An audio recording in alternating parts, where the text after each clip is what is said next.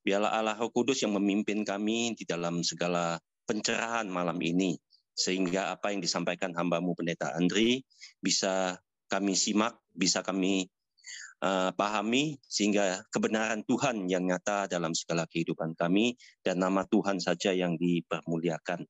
Kami bersyukur biarlah segala tema yang sudah disusun oleh hamba-Mu ini juga yang Tuhan beri hikmat, bijaksana, sehingga apa yang disampaikan seturut dengan kehendak Tuhan. Terpujilah nama-Mu. Kami menyerahkan teman-teman yang akan masuk juga di dalam Zoom meeting ini, kiranya Tuhan juga yang menolong dan memberkati. Berkati jaringan internet kami semuanya, biarlah PA malam hari ini berjalan dengan baik. Terpujilah nama-Mu. Kami menyerahkan seluruh kegiatan malam ini ke dalam tangan kasih-Mu saja. Di dalam nama Yesus kami berdoa dan mengucap syukur. Amin. Amin. Terima kasih Pak Chandra. Sama-sama. Ya, unmute the voiceless. Kita akan bertolak dari teks yang sangat terkenal. Teks ini menjadi teks yang paling sering dikhotbahkan di dalam sejarah umat Kristen ya. Salah satu teks yang paling sering dikhotbahkan. Kisah tentang perempuan yang kedapatan berzinah. Kita akan membaca Injil Yohanes pasalnya yang ke-8 ayat 2 sampai 11.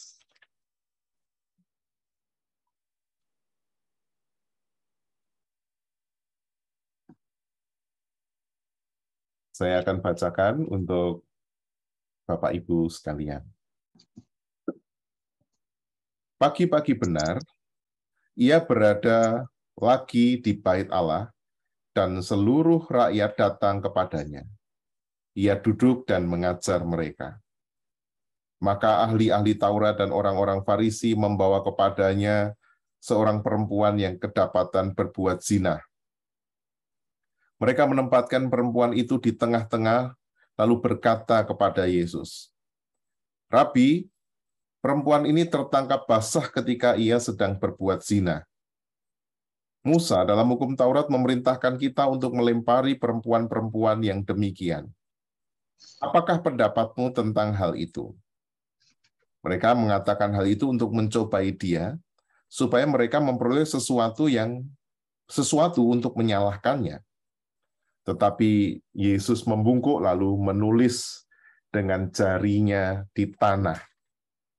Dan ketika mereka terus-menerus bertanya kepadanya, ia pun bangkit, berdiri lalu berkata kepada mereka, "Barang siapa di antara kamu tidak berdosa, hendaklah ia yang pertama melemparkan batu kepada perempuan itu."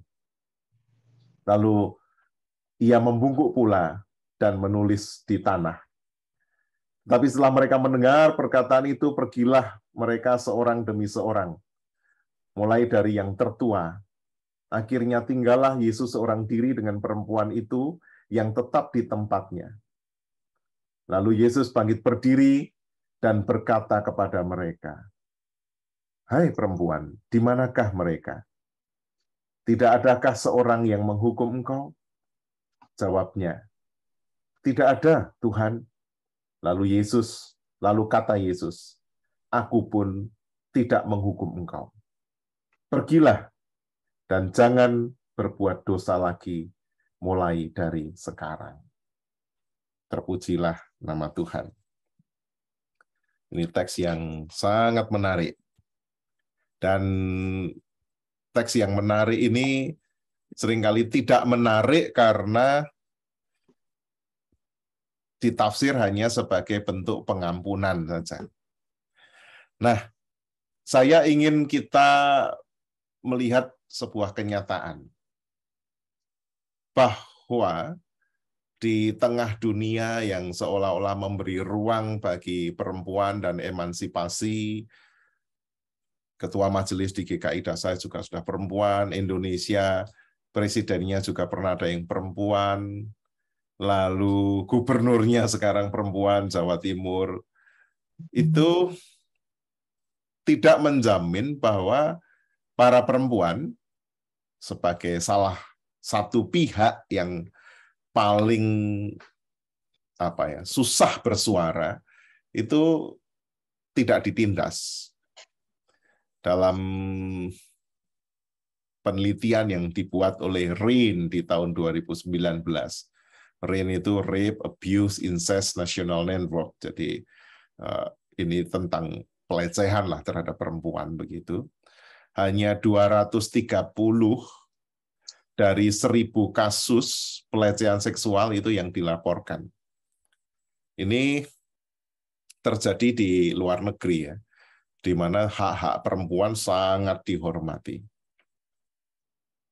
Jadi kita ini seolah-olah berada di tengah-tengah dunia yang suka bising, suka gaduh dengan hal-hal yang tidak perlu dianggap gaduh, tidak perlu dibuat bising, tetapi ternyata diam terhadap hal-hal yang justru seharusnya dipersoalkan.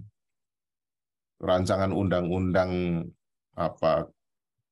kekerasan seksual dan segala macam itu kan alot sekali di Indonesia.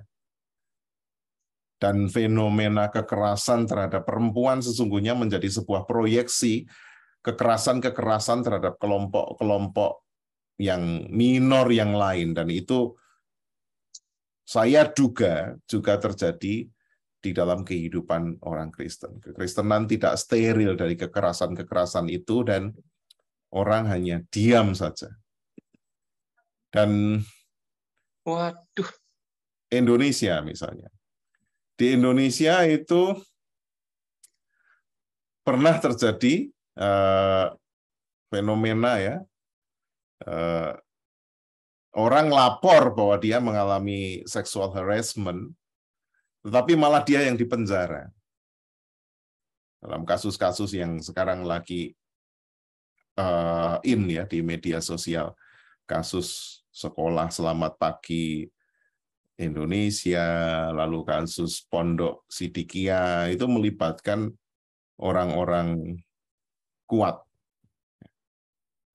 melibatkan orang-orang besar yang bahkan menjadi pelaku dari pelecehan, walaupun itu sekarang ini masih di dalam tahap penyidikan dan seterusnya. Tetapi saya tahu persis, karena saya ikut mendengar dan juga ikut diajak berdiskusi oleh kelompok-kelompok yang mengadvokasi itu, kawan-kawan di Jombang itu setengah mati itu untuk dalam proses perjuangannya melakukan pendampingan terhadap mereka yang mengalami pelecehan seksual. Bahkan mereka yang mendampingi, mereka yang mengadvokasi juga mendapatkan ancaman. Lalu juga saya kemarin juga mengunjungi sekolah Selamat Pagi Indonesia itu yang di Batu, yang lagi rame. Saya ingin melihat dan mendengar dari perspektif SPI, tetapi saya juga sudah mendengar dari perspektif orang-orang yang mengadvokasi korban. Ini persoalan sexual harassment ini betul-betul sangat kompleks. Jadi apa yang jelas menjadi tidak jelas, apa yang benar bisa jadi keliru, apa yang keliru bisa jadi benar. Oleh karena itu, orang menjadi enggan sekali melaporkan persoalan-persoalan seperti ini, karena setelah dilaporkan pun yang terjadi justru kecaman, terutama para perempuan itu yang melaporkan biasanya justru dikecam. Penelitian 2019 ini ya. Kenapa 2019? Karena di masa pandemi saya merasa tidak cukup valid kita untuk membuat semacam penelitian sosial, tetapi data-data 2019 sebelum pandemi itu menunjukkan bahwa 3 dari 10 perempuan Indonesia itu pernah mengalami yang namanya sexual harassment, pelecehan seksual, entah dari orang terdekat, dari lingkungan sekitar, di tempat kerja, di kampus, di sekolah, atau bahkan di tempat ibadah.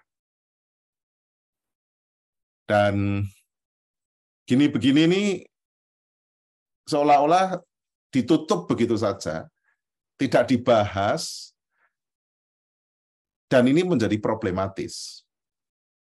Karena pola seperti ini akan terjadi dan diterapkan kepada kelompok-kelompok lain. Ya, dalam hal ini saya mencontohkan kasusnya perempuan. Nah, nanti akan ada kelompok-kelompok lain, mungkin kelompok-kelompok kaum disable, kelompok-kelompok dengan status sosial atau status ekonomi tertentu, dan seterusnya yang mengalami harassment. Dan sebagian besar memilih tidak melapor karena kalau lapor itu malu, berarti dia sudah dianggap dilecehkan, dianggap ternoda, nanti nggak payu rapi, keluarganya ikut malu, dan 41% diantaranya merasa kalau saya melaporkan tidak akan ada yang peduli, tidak akan ada yang berani memperjuangkan, dan biasanya kasus kekerasan dan pelecehan itu dilakukan oleh orang-orang yang posisinya lebih superior, gitu. Bahkan ada tekanan sosial, tekanan budaya terhadap orang-orang itu. Mereka tidak bisa lagi sekolah, tidak bisa lagi kuliah, tidak bisa lagi kerja, apalagi kalau sudah diliput media. Ya. Terkenal banget, tetapi terkenal sebagai pihak yang dilecehkan. Dan siapa yang mau dengan orang yang dianggap telah dinodai, begitu. Dan tapi juga ada yang beralasan, ya sudahlah, biarlah saya terima, karena saya tidak mau menyakiti pelaku, karena pelaku itu misalnya punya keluarga, punya istri, punya anak, punya usaha, punya banyak karyawan. Pelaku itu mungkin adalah tokoh agama. Dia memilih jalan pengorbanan, dan ada yang ya sudah, pokoknya nggak lapor, alasannya apa yang nggak tahu, dan 4% mengatakan nggak ngomong. Dan ini hasil penelitian dari YouGov yang kemudian dirilis oleh Reuters. Dan Reuters menurut saya bukan hanya menyorot Indonesia, tetapi menyorot peristiwa-peristiwa serupa di berbagai belahan bumi. Nah, pertanyaannya adalah apakah itu masih terjadi sekarang? Justru kalau bagi saya itu sedang terjadi atau tidak terjadi, kita perlu membicarakannya supaya gereja punya kepekaan lebih. Sebab ketika kita berulang-ulang mempublikasikan atau mengedukasi warga jemaat tentang ini, ketika terjadi peristiwa terhadap orang-orang dekat, kekerasan, entah itu KDRT atau kekerasan seksual dan seterusnya, ada perlawanan. Dan pengalaman saya sebagai pendeta GKI Dasa, saya berulang kali melakukan pendampingan. Ya. Berulang kali, bahkan melakukan advokasi bersama dengan para penegak hukum dalam kasus-kasus yang seperti ini. Nah, kisah tentang seorang wanita yang tertangkap basah melakukan perzinahan dalam Yohanes 8 ayat 2-11 itu dapat menjadi titik refleksi terhadap kasus-kasus seksual yang melibatkan perempuan. Sebetulnya begitu. Jadi kalau ditanya apa dasarnya gereja melakukan perlawanan terhadap itu, saya akan memilih teks Yohanes 8, 2-11. Wah, itu alkitabiah banget. Meskipun demikian, teks ini seringkali ditafsir hanya sebuah cerita yang berfokus pada Yesus, yang secara cemerlang melepaskan diri dari jebakan pilihan dilematis ya antara hukum moral dan belas kasihan. Para penafsir biasa mengatakan Yesus itu diperhadapkan pada hukum moral, tapi di sisi lain Yesus memilih belas kasihan. Dan kemudian Tuhan Yesus memilih belas kasihan. Lalu disimpulkan bahwa belas kasihan itu lebih baik daripada hukum moral. Itu salah membaca menurut saya. Akibatnya apa? Akibatnya sikap Tuhan Yesus terhadap perempuan yang kedapatan berzina itu direduksi hanya sebagai bentuk pengampunan rohani. Maka kita hanya melakukan redundant ya, pengulangan-pengulangan terhadap doktrin pengampunan yang memang itu menjadi bagian penting dalam ajaran kekristenan, tetapi itu justru bisa memiskinkan teks Alkitab Yohanes 8 ini. Karena ini sesungguhnya bukan cerita tentang pengampunan rohani. Ini juga bukan hanya cerita tentang dilema moral. Tetapi ini merupakan teks tentang keadilan. Keadilan bagi yang terbungkam. Ide utama dari Yohanes 8 ayat 2-11 adalah keadilan dan bukan polarisasi atau pengkutupan hukum lawan belas kasihan. Jadi tidak ada sebetulnya polarisasi itu. Dan pembacaannya kalau saya harus memilih hukum atau belas kasihan, saya akan memilih belas kasihan karena Tuhan Yesus berbelas kasih. Itu salah baca. Karena melalui penilaian yang tepat dan kesediaan menyuarakan keterbungkaman perempuan, Tuhan Yesus itu menghadirkan tindakan subversif terhadap penegakan hukum yang bias.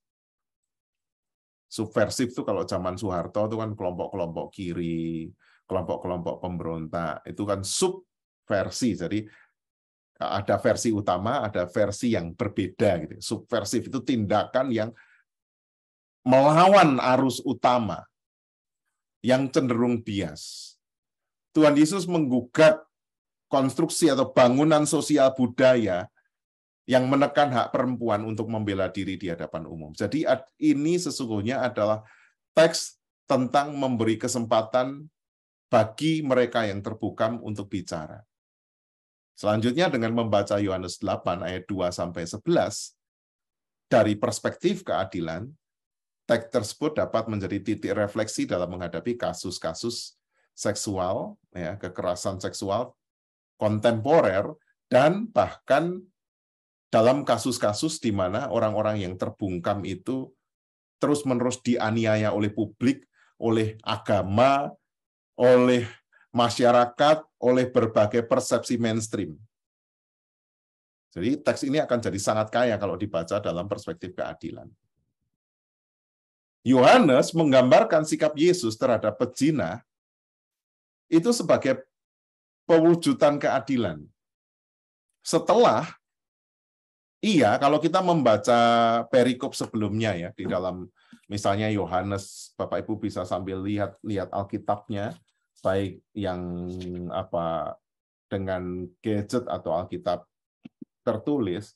Kalau Bapak Ibu lihat perikop-perikop sebelumnya, misalnya di pasal 7 ayat 24, di sana dikatakan janganlah menghakimi menurut apa yang nampak, tetapi hakimilah dengan adil.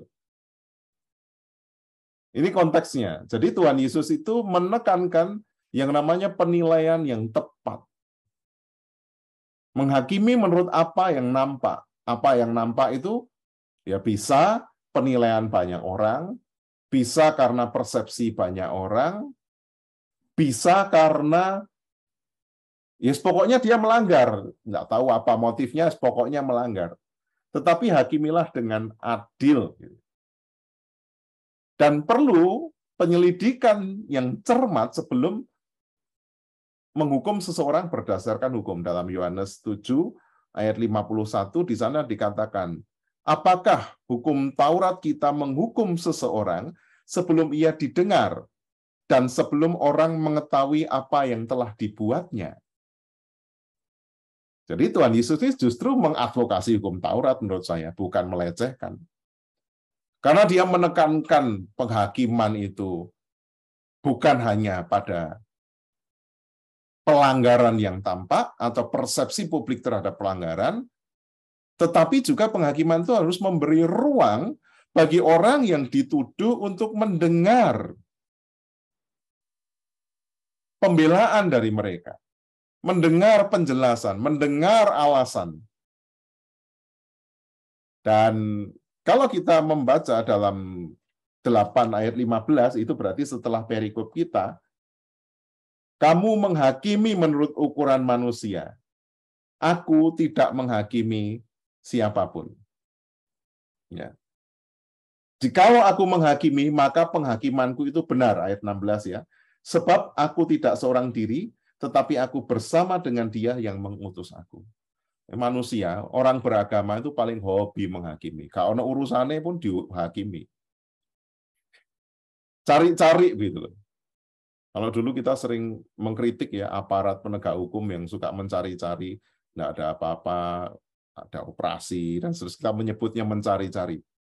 Tapi orang beragama, orang Kristen juga terutama, suka cari-cari, siapa ini yang mau dihakimi? Ini berdosa atau enggak? Ini salah atau enggak? Atas nama apa? Atas nama kebenaran. Nah, Tuhan Yesus pun mengatakan bahwa kamu menghakimi menurut ukuran manusia. Aku tidak menghakimi seorang pun. Dan kalau aku menghakimi, penghakimanku itu benar. Dan ini menegaskan bahwa penilaian penghakiman Tuhan Yesus itu tepat, adil, dan benar. Nah, problemnya adalah para ahli hukum Taurat itu yang sudah ngerti firman Tuhan, hidup berdasarkan Alkitab, merujuk pada teks-teks Alkitab, mereka bias. Kalau pembiasan itu kan ada cahaya, misalnya kena air, bengkong gitu ya, arahnya itu. Arah cahayanya tidak lurus. Ada pembiasan, ada pembengkokan yang tidak disadari. Orang Farisi dan ahli Taurat bagi Yesus itu digambarkan bias dalam menilai perempuan tersebut. Kenapa? Kalau tadi Bapak Ibu membaca dan mengingat ya tadi, itu dikatakan pagi-pagi benar. Jadi orang bilang itu isu uduk-uduk. Pagi-pagi benar, ada seorang perempuan yang diarak, digelandang, dibawa kepada Yesus. Ya, di bait Allah. Nah, ini kan sebuah kritik ya. Institusi agama paling suka menghakimi, bahkan ketika orang pagi itu waktunya apa sih? Waktunya bekerja kan. Orang bangun pagi, berolahraga, bekerja, zaman dulu ya, ke pasar, ke ladang. Gitu. Ini kelompok-kelompok agama itu isu-isu wis menghakimi orang. Bawa perempuan itu, pagi-pagi benar. Ketika Yesus itu ibaratnya tuh sedang mau berdoa begitu, dihadapkan dengan ini bagaimana perempuan ini. Nah, problemnya adalah menurut Imamat 20 ayat 10 dan Ulangan 22 ayat 22, jika laki-laki dan perempuan kedapatan berzina, keduanya harus mati. Selain itu, hukum Taurat juga mensyaratkan 2 atau 3 saksi. Nah, dalam kisah Tuhan Yesus ini, yang dibawa oleh orang Farisi dan ahli Taurat, siapa? Hanya perempuan. Yang mungkin dianggap dicap sebagai pelacur itu. Sing tuku gak digawa, saksine gak ono. Karena perempuan pada saat itu yang mengalami pelecehan sekalipun juga dianggap sebagai pelacur. Dan perempuan ini dibawa tanpa laki-laki, kan kalau disebut berzina kan nggak bisa sendirian, harus ada partnernya. Mana ini partnernya? Siapa saksinya? Kaum Farisi dan ahli Taurat itu ingin menghukum perempuan tanpa menghadirkan prasyarat hukum, partner zina, dan para saksi. Dan itu menegaskan penegakan hukum yang bias dan merugikan perempuan. Maka kalau orang kalau menghakimi itu kan selalu begitu, sepihak ya. Tidak mendengar dari yang bersangkutan, tidak mendengar dari keluarganya, tidak mendengar dari orang yang sudah mendampinginya, bahkan tidak ada orangnya, lalu kita kemudian mau menghakimi. Berdasarkan apa? Berdasarkan kebenaran firman Tuhan. Nah, itu persis sama seperti orang Farisi dan ahli Taurat. Itu budaya yang sungguh tidak adil. Lebih dari itu, sikap diam perempuan. Ya, dalam teks ini kan perempuan tadi cuma diam saja, dia nggak melawan, tidak meronta, persis seperti para perempuan bahkan zaman sekarang ya. Diam.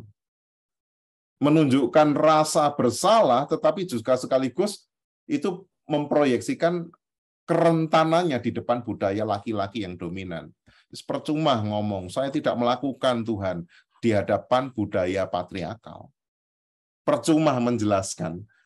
Jadi orang yang paling sulit mendapat penjelasan itu siapa? Orang beragama yang suka menghakimi.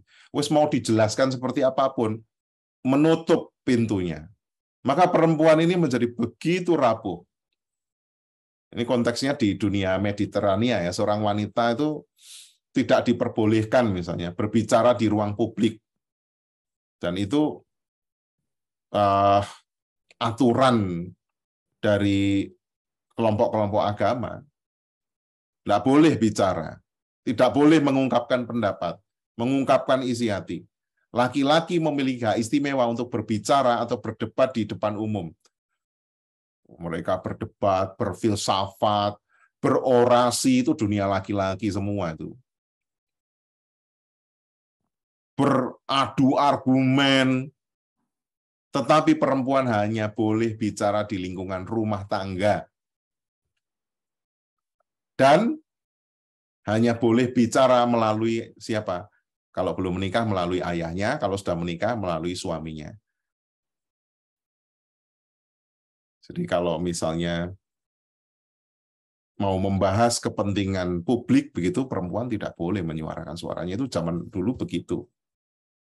Dan salah satu kebajikan gender perempuan yang sampai sekarang juga seringkali diagung-agungkan itu sebetulnya adalah sebuah konstruksi sosial yang kayak dipakai alat saja, adalah pengendalian diri di depan umum. Ya, perempuan itu harus bisa menahan diri, tidak berbicara dengan orang yang posisinya lebih tinggi, wis pokoknya yang manis gitulah. Sekitar ayu, berdandan, senyum-senyum. Masih ada kan sampai sekarang kan?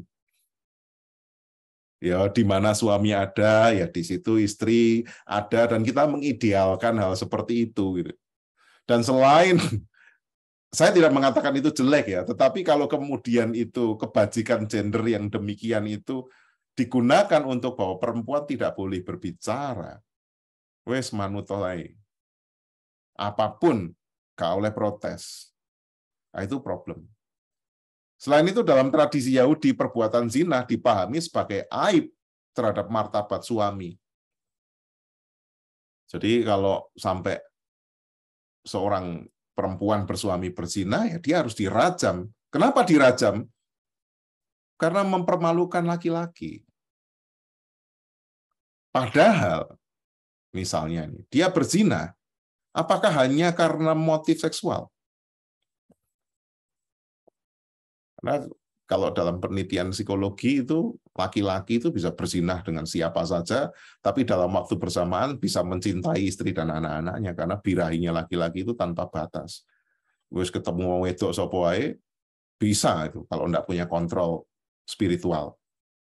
Itu laki-laki kabeh itu. Jadi kalau ada lagunya siapa tuh dulu gubernur, tidak semua laki-laki, itu keliru lagunya. Karena natur psikologinya laki-laki itu birahi tanpa batas kalau dia tidak punya kontrol rohani. Tapi perempuan itu tidak begitu. Menurut penelitiannya Richardson, perempuan itu tidak bisa birahi kalau dia tidak menyayangi atau mencintai. Maka seorang perempuan yang sampai berzina, ya, selingkuh, itu pasti dia sudah disakiti. Entah secara langsung atau tidak langsung. Tapi dalam budaya Yahudi zaman dulu, pokoknya kalau perempuan berzina, entah karena zinanya itu dia disakiti suaminya atau apa, dia mengalami kekerasan dan kemudian dia mendapat kasih sayang dari orang lain dan seterusnya, harus mati karena itu mempermalukan pria. Sementara dalam hukum Romawi, seorang ayah atau suami atau pihak ketiga itu mengizinkan untuk membunuh seorang wanita yang ditemukan dalam perzinahan. Dan ini menarik karena budaya tadi ya, di Mediterania, di Yahudi, di Romawi, wis pokoknya kalau berzina, bojone pun ngomong ya wis bunuh. Bapaknya pun sudah biasa, ya sudah, daripada mempermalukan, rajam saja. Jadi bisa dibayangkan dan dirasakan ya, Bapak Ibu ya, betapa rentannya dan lemahnya perempuan kalau sudah kena pasal perzinahan. Dan Tuhan Yesus menggugat itu. Yesus mengambil jalan yang berbeda.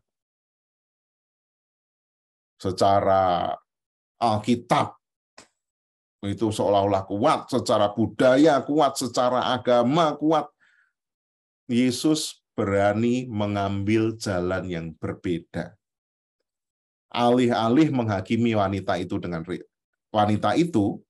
dengan retorikanya, Yesus membangunkan orang-orang tentang dosa mereka sendiri. Dan yang menarik tadi digambarkan ya, Tuhan Yesus itu ketika diajak bicara sedang nunduk, nulis-nulis di tanah. Lalu habis ngomong, bungkuk lagi, nulis-nulis lagi di tanah. Itu sebagai simbol apa sih? Kalau menghadapi orang-orang beragama yang kanan-kanan, yang konservatif-konservatif, itu nggak usah terlalu serius, ojo emosi. Disambi gambar. Sama Tuhan Yesus disambi gambar orang-orang itu. Dijawab sambil lalu. Ya sudah, kalau kamu tidak ada yang berdosa, kamu boleh melempar batu duluan. Itu sebuah retorika yang menurut saya menarik. Tetapi sekaligus itu merupakan perlawanan bahwa penilaian yang tidak tepat membuat setiap orang itu dinyatakan bersalah. Jadi yang dimaksud Tuhan Yesus itu bukan kamu kemarin dosa apa, dosa mencuri, dosa membenci, bukan hanya itu. Semua orang yang membawa perempuan itu dan mengarak perempuan itu, ya memang sudah berdosa. Karena apa? Mereka tidak melaksanakan Taurat secara konsekuen sudah. Penilaiannya bias, tidak tepat. Ya, saya senang ketika membaca teks ini karena sekeras-kerasnya orang Yahudi itu masih dalam teks ini loh ya, masih bisa merasa malu. Ketika mendengar perkataan itu mereka undur. Mereka masih bisa sadar. Tapi orang Kristen atau orang beragama zaman sekarang seringkali tidak begitu. Ketika diberitahu, tambah ngotot, tambah ngeyel. Hasrat menghakiminya itu menggebu-gebu, melampaui apapun. Ini kelompok yang paling keras nih dalam keagamaan Yahudi, ahli Taurat dan Farisi. Mereka merasa bersalah, mereka sadar akan kekurangannya. Sehingga apa? Satu persatu mereka meninggalkan wanita itu tanpa semangat lagi untuk menghukumnya. Jadi menurut saya ini happy ending. Karena apa? Semua pihak tidak ada yang dikalahkan. Semua pihak menempuh jalan yang terbaik. Dengan sukarela mereka pergi. Dan pembebasan yang dilakukan Kristus lebih jauh lagi. Yesus tuh meng-unmute. Saya dari kemarin tuh, kenapa kok temanya bahasa Inggris, lalu sampai sekarang saya belum menemukannya. Meng-unmute itu bahasa Indonesianya apa? Gak enak kalau membunyikan gitu kan gak enak. Kalau kita nyetel TV atau nyetel radio atau nyetel CD, kalau kita pencet pause atau pencet pencet mute, videonya jalan, suaranya enggak keluar gitu ya. Bapak Ibu pernah ya pencet di remote itu tulisannya mute atau mute. Suaranya enggak keluar. Kalau kita lagi telepon misalnya, telepon WhatsApp, lalu kita mute the voice, ya suara kita enggak keluar. Meng-unmute itu memang membunyikan kembali. Tapi rasa bahasanya enggak cocok nih. Lebih masuk kalau kita pakai bahasa ini. Yesus itu meng-unmute the voiceless woman. Sang perempuan yang bungkam itu. Yang selama ini dia hidup, tetapi apapun yang dia katakan orang tidak bisa mendengarnya. Ia memulihkan martabat perempuan itu melalui pertanyaan retoris. Di mana mereka? Apakah tidak ada yang menghukummu? Perempuan tadi kan dari awal kisah kan cuma diam saja. Tapi kemudian Yesus membuka diri. Dia tidak langsung berkata, pergilah dan jangan berbuat dosa lagi. Enggak loh ya. Tuhan Yesus memulai percakapan dengan memberi kesempatan bagi orang yang disalahpahami, distigma, dianiaya, atau bahkan mungkin dia memang melakukan itu. Yesus memberi kesempatan berbicara. Maka Tuhan Yesus berarti apa? Melaksanakan secara konsekuen perintah Taurat tadi. Kalau mau menghakimi orang, ya harus dengar dia dulu. Tapi pertanyaan Tuhan Yesus unik, di mana mereka? Apakah tidak ada yang menghukummu? Tetapi di sisi lain, Yesus tidak memaksa wanita itu berbicara lebih dari yang dia mau. Nah, ini ya, karena kadang-kadang orang itu kan ekstrim ya. Dari ekstrim yang perempuan tidak boleh bicara. Lalu juga ekstrim yang sebaliknya, perempuan harus bicara. Sebetulnya kalau dalam kelas itu, nunjuk orang gitu, ayo kamu sekarang ngomong. Itu mestinya enggak boleh, mestinya. Ya, saya pun seringkali lupa ya, karena ada pertanyaan, nggak ada. Ada pendapat, nggak ada. Ya sudah, kalau begitu saya tunjuk, itu mestinya tidak boleh. Karena apa? Tuhan Yesus pun itu tidak menuntut perempuan itu bicara lebih dari yang dia mau. Kan jawabannya kan tidak seorang pun Tuhan. Wes cuma titik begitu aja. Perempuan itu tidak bercerita apa yang dia alami, mengapa dia sampai dibawa ke situ, bagaimana perasaannya. Yesus tidak mendorong-dorong atau memaksa perempuan itu. Ya sudah, kamu mau ngomong apa? Tidak seorang pun Tuhan, sudah itu saja. Yesus lebih suka memberi ruang dan kebebasan. Mau bicara, silakan. Tidak bicara, ya tidak apa-apa. Dengan cara apa? Memberi kesempatan pada perempuan itu, tetapi juga sekaligus membebaskannya. Dengan itulah Yesus menunjukkan tindakan subversif terhadap penegakan hukum yang bias dan konstruksi sosial budaya yang menindas hak perempuan untuk membela diri di hadapan umum. Dan refleksi bagi konteks masa kini. Saat ini perempuan masih menghadapi ketidakadilan gender. Jadi jangan ada perempuan yang merasa, oh saya tidak mengalami ketidakadilan gender kok. Karena apa? Ya karena kita sudah terbiasa. Ya, memang perempuan diciptakan untuk itu. Perempuan itu lehernya laki-laki. Itulah ilmu gaduh dunia laki-laki. Terlepas benar atau salah ya. Oh kalau nggak ada leher kan kepala ngelundung Pak. Ya tapi tetap ganti utek leher itu. Diapa-apakan ya kepala, otak, mata, hidung, kuping, mulut itu kan ada di kepala. Laki-laki tetap lebih penting dari ilustrasi gitu. Dan kita masih berada dalam budaya. Dalam kebanyakan kasus pelecehan seksual, perempuan memilih untuk diam karena malu. Ya, pemahamannya terbatas tentang prosedur pelaporan karena menganggap itu aib, takut konsekuensinya, takut dianiaya, takut privasinya diumbar, bahkan trauma. Pertanyaannya apakah kita sebagai gereja ya sudahlah Pak, urusan ngapain ngurusi begitu-begitu. Tuhan Yesus ngurusi Yesus. Bicara sampai ketika apa ya? Ketika perempuan bicara itu sering mengakibatkan korban itu disalahkan, dicap, distigma oleh masyarakat, mendapatkan bullying, persekusi, bahkan dipenjara. Perempuan semakin rentan ketika menghadapi tuduhan perzinahan. Kalau suaminya sudah ngomong, kamu berzinah, sudah habislah perempuan. Situasi akan semakin buruk dalam konteks masyarakat patriarki, dan di Indonesia menarik ya, daerah-daerah yang keagamaannya itu kental, perempuannya banyak tertindas.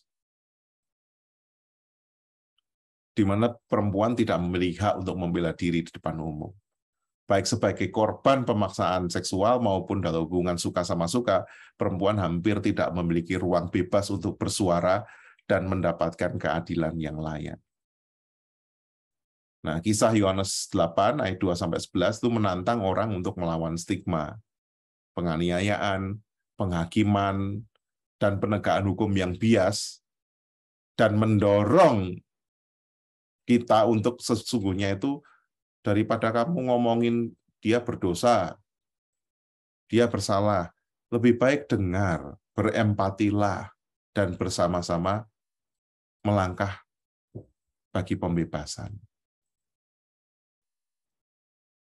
Ya, saya kira GKI harus menjadi gereja yang seperti itu. Yohanes 8, 2-11 adalah teks tentang keadilan. Yesus menghadirkan perlawanan terhadap penegakan hukum yang bias gender dan kecenderungan budaya terhadap ketidaksetaraan gender. Ya, kalau feminisme dan seterusnya itu dilawan dan seterusnya, itu biasa kalau dalam dunia akademis. Tapi kalau kemudian gereja ikut-ikutan gitu, ya gereja melibatkan diri, ikut-ikutan mengecam feminisme. Dan feminisme sendiri itu sangat luas ya. Ada feminisme Amerika yang perempuan ingin mendapatkan kekuasaan, feminisme Prancis itu ciri khasnya adalah peran perempuan bagi dunia laki-laki ya, di tengah keluarga, wis kon lek macam-macam gak tak masakno. Nah, itu feminisme Prancis gitu. Ada, tapi jangan disalahpahami itu sebagai sebuah gelaan liberal yang mengancam iman Kristen. Sekarang ada feminis, ada womanis. Womanis itu kalau feminisme itu dianggap khasnya orang-orang kulit putih yang berjuang, tapi womanis itu adalah perjuangan kaum perempuan kulit hitam dan kulit berwarna, di mana para perempuan ini sebetulnya tidak punya hasrat berkuasa, tetapi para perempuan punya pengaruh sosial yang besar sekali. Kalau Bapak Ibu nonton film-film masyarakat Latin atau dan seterusnya, itu kan peran mama itu kuat sekali. Orang sepreman apapun, kalau sudah mama yang ngomong, wah takut. Gitu.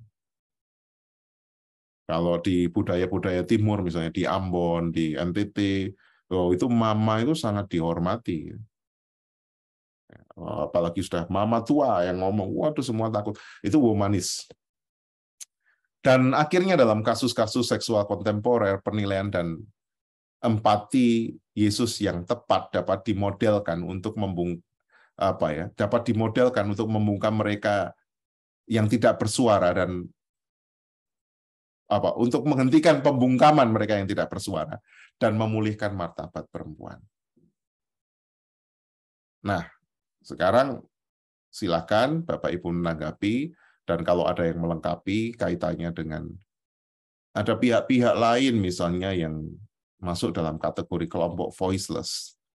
Mereka tidak berdaya karena dikepung oleh berbagai norma dan penilaian masyarakat. Apakah kita itu ikut-ikutan membungkam atau mau mendengar dari mereka? Silakan berbagi, melengkapi, bertanya. Saya stop share screen ya.